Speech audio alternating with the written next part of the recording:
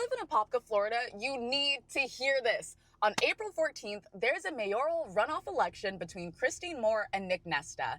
And before you scroll, I need you to understand something. Local elections are where change actually happens. We get so caught up in what's going on nationally that we completely sleep on the elections that are deciding what happens to our water, our land, and our neighborhoods. And this one is right in our backyard, literally. So I'm going to break down where each candidate stands, and then at the end, I'll tell you where I personally land and why. So first up, we have Nick Nesta. Nesta is a former city commissioner running on a residents first anti-development platform. And look, on paper, a lot of that sounds really, really great. He's the only candidate who's called for a clear moratorium on new development, and he's raised concerns about flooding after Hurricane Milton. He's even gotten endorsement from a former soil and water conservation supervisor, which is not nothing. My thing with Nesta, though, is that while he's out here campaigning against overdevelopment, he approved over 10,000 new homes as a city commissioner in the last 4 years. 10,000! So which is it?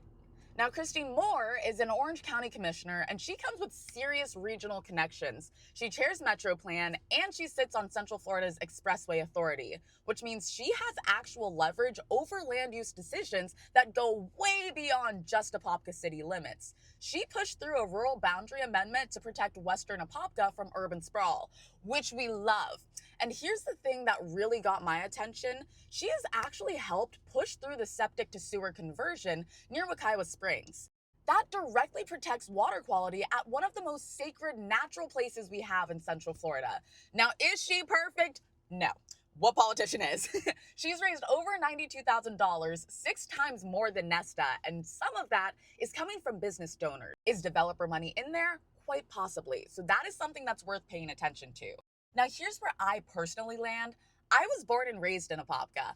I work here at the Springs, and I am absolutely sick of watching my town get swallowed up by concrete and subdivisions. So when I look at both of these candidates, Moore's existing environmental wins and her regional influence feel a lot more compelling to me than promises from someone whose voting record tells a different story.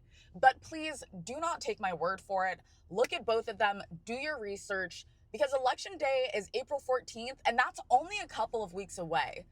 Y'all, local elections are not the ones to sit out. This is how change actually happens. So make sure you vote and let your voice be heard, whoever it is you're going to vote for.